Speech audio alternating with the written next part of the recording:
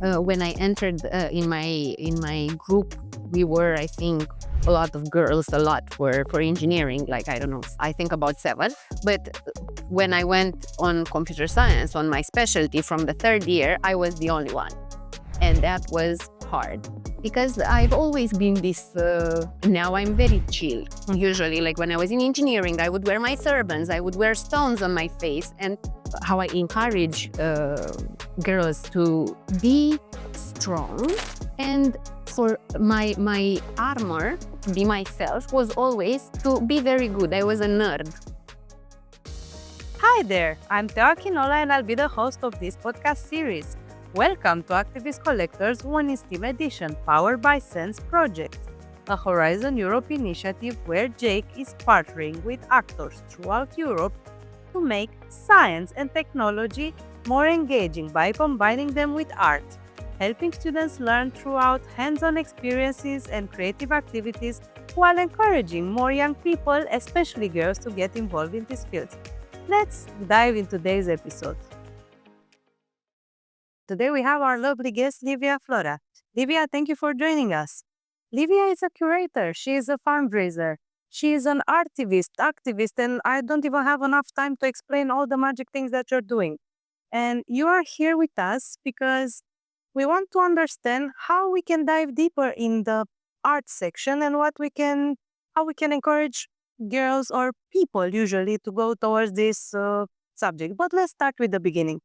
Again, thank you so much. If you'd like to introduce yourself, to tell us about your past, present, future, anything you want, the floor is yours. Thank you so much for the invitation. It is a pleasure to be here, and it is a pleasure to talk about STEAM because I am an example of someone who started somewhere and arrived on one letter and arrived in the field of another letter. I am Livia, but you can call me Doing because I do a lot of things. I have been involved in NGOs for the past 13 years. I graduated electrical engineering and computer science from Polytechnica Bucharest. And exactly after graduation, in 2019, I did the first, the pilot project of the soon to be the association, the NGO that I founded, buchARTest, putting art in Bucharest. And since 2020, I started dedicating my life and then completely emerging in the art field, art in general, but urban art in particular. Among the things that I do, I curate exhibitions, I do fundraising for a lot of different projects. I collaborated with the Museum of Recent Art, and one of the highlights of my career was being involved as a researcher. Also, I curated a mural, part of the Picasso exhibition, which was the biggest exhibition that happened in Romania in the past many years. And I am organizing Artown Festival, which is the most complex and biggest urban art festival in Romania and our region. To be honest, I don't even know from where to start and where to end because I feel all the things that you said, they're so interesting, and I'm sure we'll dive in all of them later.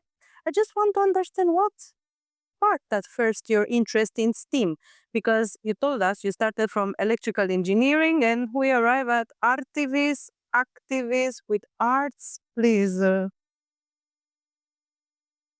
It is Sylvia Plath has a passage in one of her books about the fig tree and how you see she says, I'm looking at this fig tree and at each branch you see a possible future of yourself. And I am an extremely passionate person. So since I know myself, I've been very curious about everything. And thanks to my parents' DNA, I don't know, I was also good at them. I was good at math. I was good at informatics. I was good then in engineering. And it was very hard. I loved fashion since I know myself. I never went into being a creator, an artist myself. And it is the first time that I officially say this, that from the 31st of December 2024, I accepted that I am also an artist. Congratulations and thank you so much for sharing with us. Now you're finally recognizing what we've all been knowing for so much time. Yeah, so it was it as she says, Sylvia Plath, with the figs. You look at them and there are all these possible futures and you would like to eat all of them and do all of them. And because you cannot make up your mind, the figs start going black and plopping off the tree. So I started eating half of a fig, more of a fig. So I finished engineering and then it was natural. I was part of leaders experience. And they challenged me, come with a social project, and this is how buchARTest started. And then it felt like home. And then I started researching street art, doing a first dissertation. Now I'm working on my second because I finished the Center of Excellence in the Study of Image. So yeah, follow your heart and whatever it says in the moment, do that. Engineering, it felt right when I chose it. Nobody forced me. And now art feels right. And it's all interconnected. I think it makes total sense. And you know what I was wondering? Is there something or someone that inspired you to pass from engineering to urban art or to any of the fields? Or it was a call, a feeling, and at one point you were like, okay, I'm in engineering, but I have this call. I think I should explore it. Like, how did you get all this power, strength? Because to be honest, it takes courage once you study a field to go towards a field that seems pretty different, but at the same time, I feel they merge very good because otherwise we cannot have art and we cannot have perfect paintings, pictures without, structure and physics and Exactly. It's very interesting that you ask this. I'm quite of a rebel. So always I wanted to go my way or the highway. But now that I think about it, a lot of people inspired me in my choices. But someone that I've seen since I was little, my aunt, who started, she finished the construction and like bridges and stuff. And then she became an interior designer. And she's this very powerful entrepreneur, successful, and she's doing that. And she's enjoying it. And she was the artsy part of the family. And because she existed there and I saw it happened, I think that gave me the courage. And then all my rebellion and I want to do what I want to do. And as I said, and then what inspired me to continue, this is because it was hard in the beginning. It was, Jung has this concept of synchronicities. So all these things that were just aligning. And I thought, okay, if all these things and me to be where I am today in the art world, me not starting so late, it's definitely the result that I should be here because it all aligned. All the opportunities, the people that I met, the projects that I embarked on, it all just puzzled. So yeah, that offered me the power, the courage, and the strength. And thank you for mentioning because sometimes I think continuing is the most important, like with all the little stones that we are putting on top of each other, with all the stops, especially, in different fields. Maybe some people think, or, there are these stereotypes that maybe women should be towards certain directions. The fact that, even art to some extent, we are talking many times about men, but we are talking also about women. How do we encourage women and girls, and how did it feel to be a girl in, let's say, engineering, first of all, because you started with something where we we also know a couple of stereotypes regarding, I don't know, we go in Polytechnica and maybe there is only one girl in one full group. But nowadays, the more I see and the more I go into university, it starts to be super balanced, and I think it's very nice. But You are very right. When I entered in my group, we were, I think, a lot of girls. A lot were for engineering, like I don't know, 7 or yeah, I think about 7. But when I went on computer science on my specialty from the 3rd year, I was the only one, and that was hard because I've always been this. Now I'm very chill. Usually, like when I was in engineering, I would wear my turbans, I would wear stones on my face, and what I how I encourage girls to be strong, and for my armor to be myself was always to be very good. I was a nerd, but a cool nerd, and because and I am glad that I didn't necessarily feel the stereotypes because I didn't allow them. I didn't allow all my classmates to make fun of the way I was dressing, for example, because they would definitely do that, and because I was the one that would help them with their homework. So they could, or the teachers, like none of the teachers could say, Livia, why are you dressed like that? Because I was like, I was studying, I was enjoying it, I was, totally. yeah. So, and yeah, I forgot.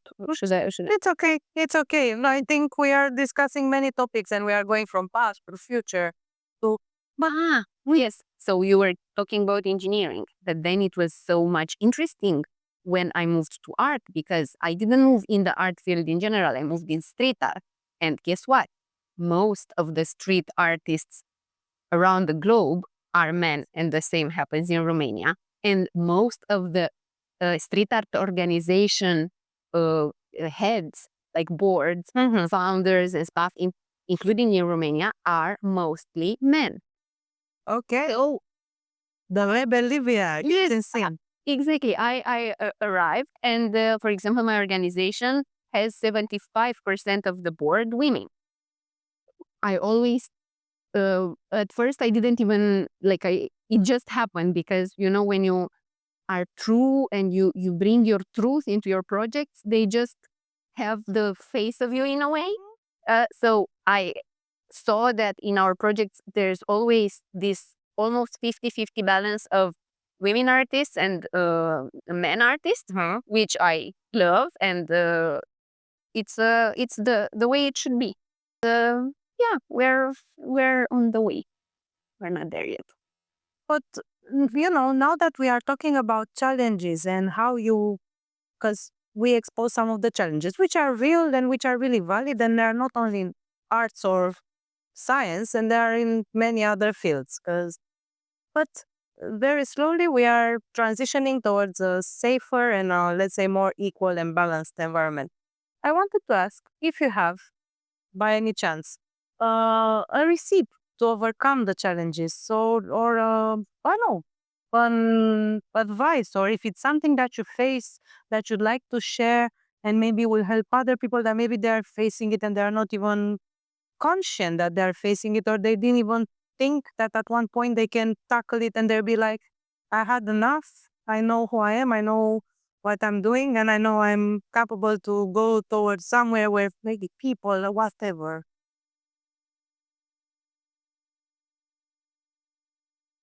I had an incredible amount of challenges, um, and definitely they came because usually the people in power that I had to interact with were men. And it was very, very interesting how these things happened for me because when they saw that I am a powerful woman,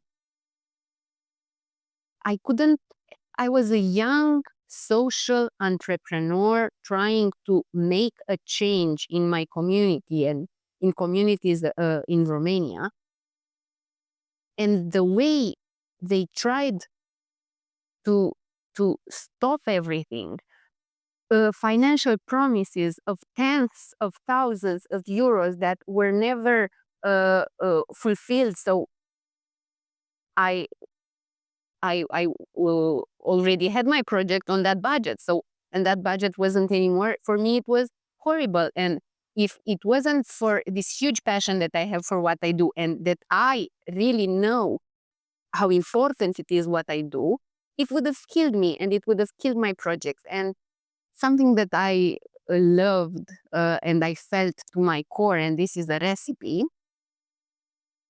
they tried to bury us. They didn't know we are seeds. Mm-hmm. Yeah. Okay. So seed with seed, you make a field full out of people. Okay. Interesting point of view. I never thought of it like that you can become a seed when. Nice. Thank you so much. And I'll really keep this at the back of my head. And now let's pass over these challenges because, as we can see, you are here and you still managed to do the awesome things you did. And I think it was really important that you had your head up and also you had strength and you were believing in what you do and you also had the knowledge, of course. And I think this is where it led you today. Um, I'm curious, how do you see gender diversity contributing to growth and innovation in STEAM fields? Or Basically, everywhere, gender diversity is relevant, and diversity in general. I believe that diversity is the core, the seed that you need to plant in all the organizations, in all the projects, in order for it to actually grow and be a project with true insight. Because there are so many sides you can choose, and diversity doesn't butter down to only some fields. You see all these concepts of the concept of intersectionality, and you see how many biases people have. And when you manage, and it's hard, but it's also amazing to actually discover it and bring that diversity truly in what you do, it is incredible. And it's very, and then after you do this, you have to take care of the team dynamics, because extremes, outliers are usually left out, because in this very democratic way. But truly, there is where the insight lays. Even if it's an insight that only highlights the point of the majority, or it's an insight that completely breaks down the point of the majority. So yeah, I do believe that only through diversity we can go forward in a way in a way good for everyone. I really like the part of diversity, and I think slower and slower we are starting to see not only gender diversity, but also diversity in many aspects and in many fields and in many orientation and so on. I have another point. Diversity, what I'm doing, the diversity is important in your group of friends, in the things that you read, because otherwise you would have this tunnel.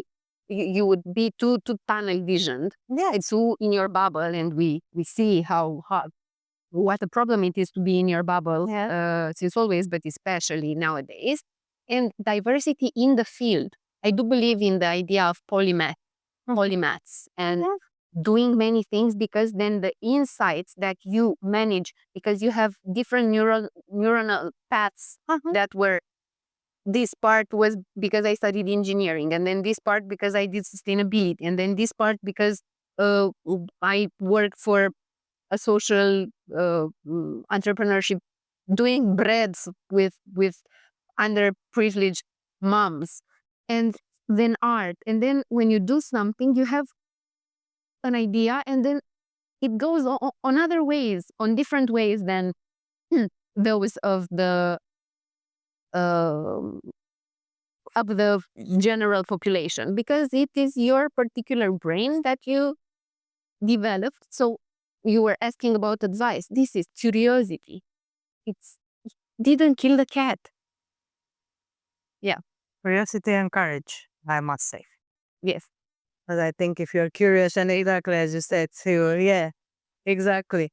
And as you mentioned, a couple of really nice things that you did. There are so many. I'm not sure in this episode we'll have enough time to finish them. But I want to know how you started. Which was your first project or the most impactful? I know the first impactful project. Tell us a bit about it. The first impactful project was also the first project. And it happened after leaders experience. We received 400 lei, so almost 100 euros, actually 80 euros. And we put some objectives, and we were like, okay, we're gonna do 5 murals. We didn't know that you need machinery and how expensive it is. We didn't know anything. And because at that point I have already been a fundraiser for years in the project and NGOs that I involved in while being in my bachelor, I knew. So I was able to fundraise the big budgets that over the 8 euros that we received from the program to do really these 5 murals. And it all started because one of them is on Ploiești here in Bucharest. And it was done, it was painted out of a random chaos abandoned yard. Okay. And it was a very good wall, nevertheless. So it was very hard to put the machinery, which needs to stay on flat ground and everything. We did the mural, and in less than 6 months, there appeared a terrace. So the space flourished. And this showed me the incredible power of bringing art to the people and offering it to them as a common good for them to re-see everything, to re-see themselves. Because when you look at art, you elevate, like this complex brain things happen. This is on one side, and then it helps you recontextualize everything. You see nothing, and then you put an artwork and you see everything. You see the potential of the space, a potential. You make people look up to the incredible potential of humankind. This is another thing that I loved. I was like, finally a reason to look up. And yeah, this is how it started and how it continued with several projects, Artivism projects. So we fought for forests and illegal cuttings, and you can find these murals in Cotroceni. And then we fought for a greener future and a transition to green energy, and you can find this mural on also on Ploiești that was done years later. And the biggest event was and is Artown Festival, which managed in 3 editions until now. We started in 2022 because from the beginning I wanted to bring together and co-create with more people, because you put a mural, huge impact. But what if you put 70 murals? Look there. In Ploiești, which is my hometown and where I'm doing the festivals, is the best place because it's an industrial city. It's the city where the first oil refinery in the world appeared, crazy enough. Yeah. And it's the best city to show how, because it was a virgin city when it comes to street art and art in the public space. So now we brought hundreds of artworks. So we have more than 80,000 square meters painted of murals, so huge artworks that we did with, and also a lot of smaller interventions, sculptures. We remodeled parks. We entered into all deserted factories and created community hubs there. And we did this with over 230 artists from all around the globe, from 5 continents, and it's beautiful. It's beautiful to bring this cultural diversity in a city, to see the city through them, and the world also through them, and to have pieces of everywhere through artworks in your city.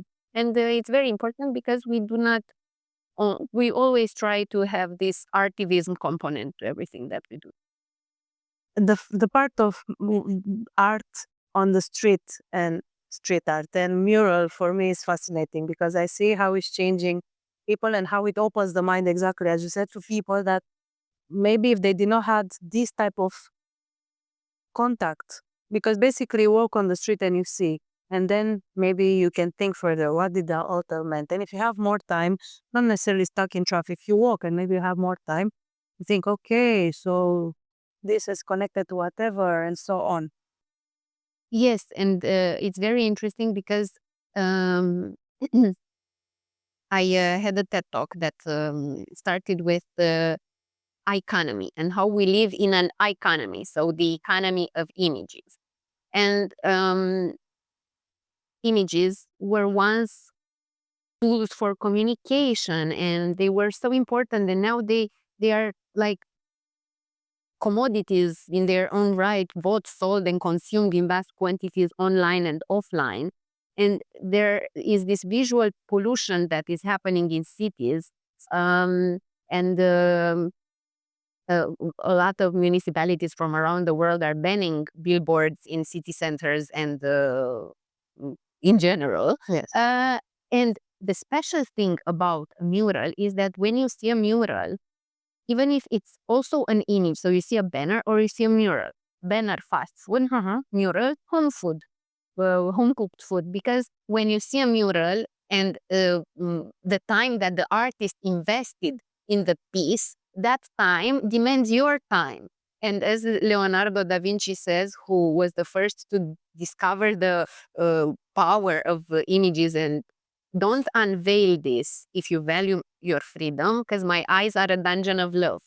So artworks have this Medusa effect feeling, and art in general and contemporary art isn't there to be figured out. It is there to be lived. So you look at it, and each day, if you travel on the and you meet a mural in your way, each day you see another thing about it. And it's, as I was mentioning earlier, it elevates you for you to discover the work of another person. It's like when you discover the research project of your colleague, and you become smarter. And the same happens when you see an artwork, because that artwork is the job of someone and their universe. It's beautiful. So when we talk about impact, because basically it is an impact, even if you have knowledge in art or not, once you have Huge. you have this huge impact. Do you have any story regarding an impact that one of your project or art had over one community or one person or a group of people or family? The impact of what I'm doing is huge, because art really, because I'm a researcher, and I saw the numbers, and when you put art somewhere, it raises the well-being of people by more than 80%. It goes down vandalism by 90%. It grows the revenue of any type of business in cities. It makes people do more sport because they like what they see, so they choose walking or going with a bicycle. So these are just the general numbers that apply to all of my projects. And what I love is that these projects help both the community and the community in which they are placed, and also the artists, and also the street art phenomenon overall. So I don't know, for example, for the artist side, we offer them, besides the fact that we super care about them and we want them to have the best conditions possible and everything, budget, materials, everything. We also, a lot of artists had their biggest walls in our festival. For example, in this edition in spring, there's this amazing Canadian artist from Calgary. Okay. And she did here her biggest artwork, and her artworks are very special and they relate to some impact that happened in the community. She starts with a workshop for the community in which it's a workshop about building masks. It lasts 5 days. Okay. And the first 2 days are a lot on introspection. So it's like a healing moment, talking about the masks that we build, the masks that are put on ourselves. She draws some masks and asks people to choose the one that relates most to them. And then they have 2 more days in which they build their masks with a very cool technique and very interesting. And then these huge masks appear. And after that, she has these photo shootings with them. And it was so empowering for the people that it was with a lot of tears, with a lot of knowledge, with a lot of healing for all of them. And then she takes these photographs of the people. They are styled, they are behind that mask. And then she has a very special technique of murals. So she doesn't paint them. She sort of prints them and pastes them on the walls in smaller pieces, and she puts it piece by piece, and then at the end it looks like a huge 200 square meters photography on the wall. Yeah. Wow. Yeah. And then in this particular example, for the artist it was amazing because now she up upwarded her career by doing this very big project. And then for the people involved in the workshop, and then for the people that receive the mural on their building or near their building. So yeah. Wow. It's best of all. I'm sorry I was not there because I heard so many stories about the festival and how many things happened, because I know you had more activations in the same time. You know what I was thinking now when you said that there was a woman that was talking about mask, and I was thinking, we talked in the beginning regarding um some misconceptions or stereotypes regarding usually women towards this exact domain. But what about um people? Let's say people in general, but we can also focus on women in artivism or in street art or in uh, activism and arts. The stereotypes. Or misconceptions, or yes. Um, I think the biggest of them maybe is that art isn't as important as the other things in STEAM, Mhm. as the other letters, which is very wrong because they are all extremely interconnected. But truly, in order for us to be humans, we need art. Okay, I'm focused on street art, but everything the jewelry that we wear, the clothes that we wear, the music that we listen to, the movies that everything, all this is art. And it is very, very important. And it's a bit, that's a weird thing. While on the activism side, um, it's the idea of these hippies fighting for something and not necessarily arriving anywhere. And like it's sort of people do not maybe the ones that judge cannot imagine how smaller or bigger change actions actually have huge impact. And for you to be the first domino to fall, in order to make all the dominoes fall, it can take just a very small thing, or it can take a big thing. And it's very, very important for each of us to be activists and to be active citizens, and to have the courage to take the fall, to be the first domino in whatever we do.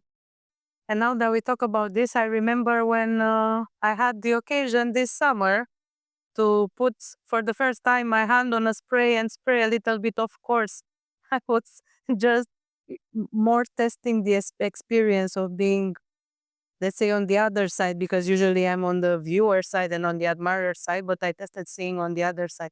Can you tell us a bit more regarding, because it was really interesting, that project, because I remember they were tackled some really important themes that are really actual. Yes, it was a project. I'm also involved in different NGOs, for example, Global Shapers Bucharest Hub. And I did a project in collaboration with the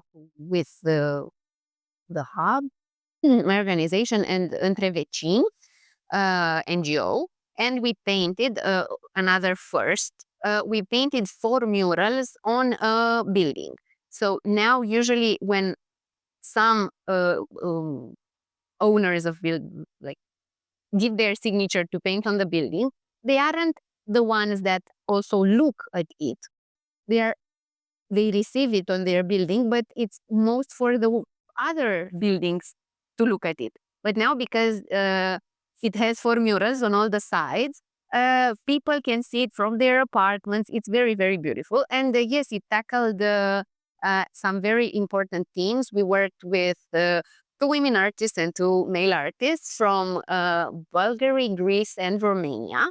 And we had 1 mural on voting and electing women, 1 on climate change, 1 on the phenomenon of exodus, and 1 more abstract, because we always care to have all sorts of art, styles, aesthetics in what we do. We had 1 more abstract that had these very nice messages about each of the 3 murals hidden in the artwork.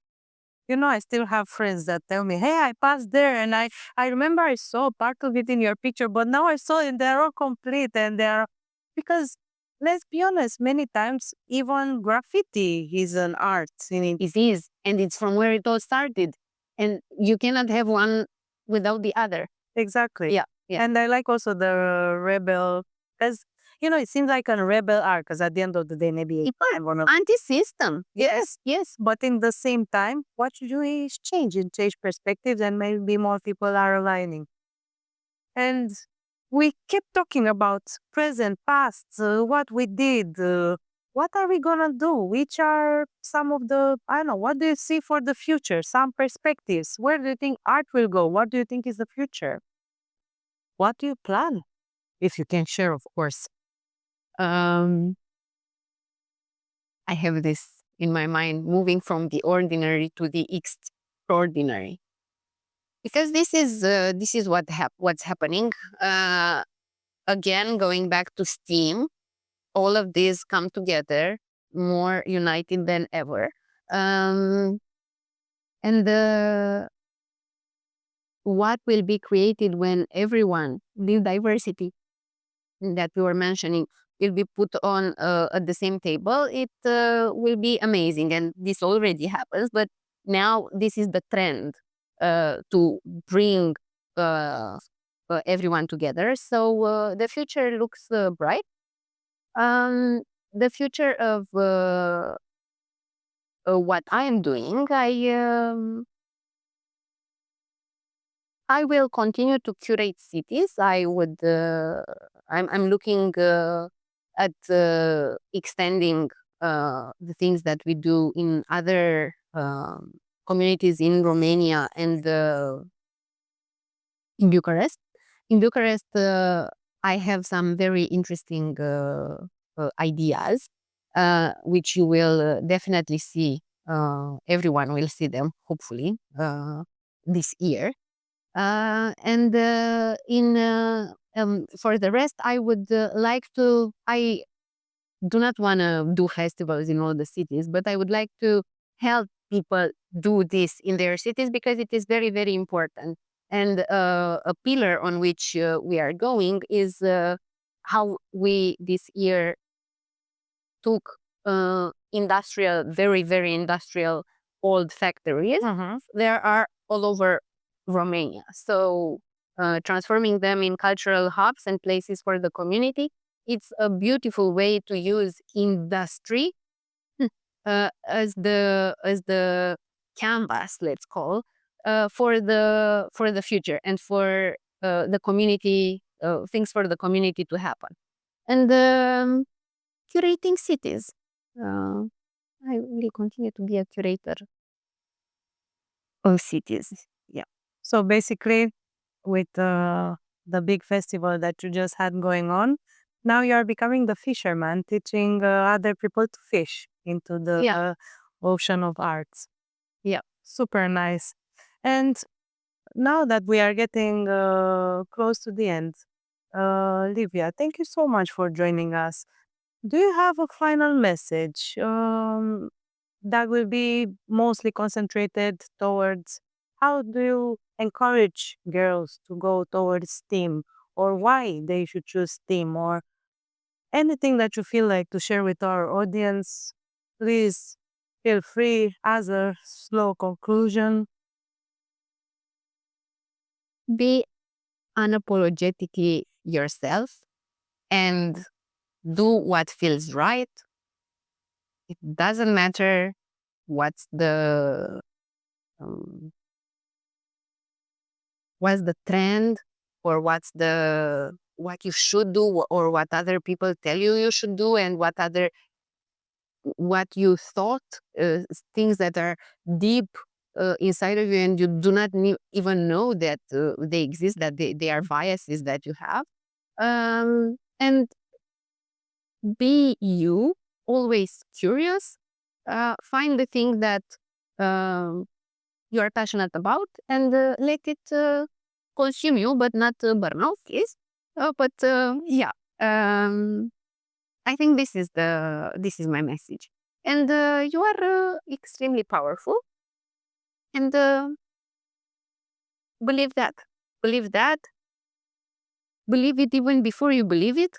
And these are the steps.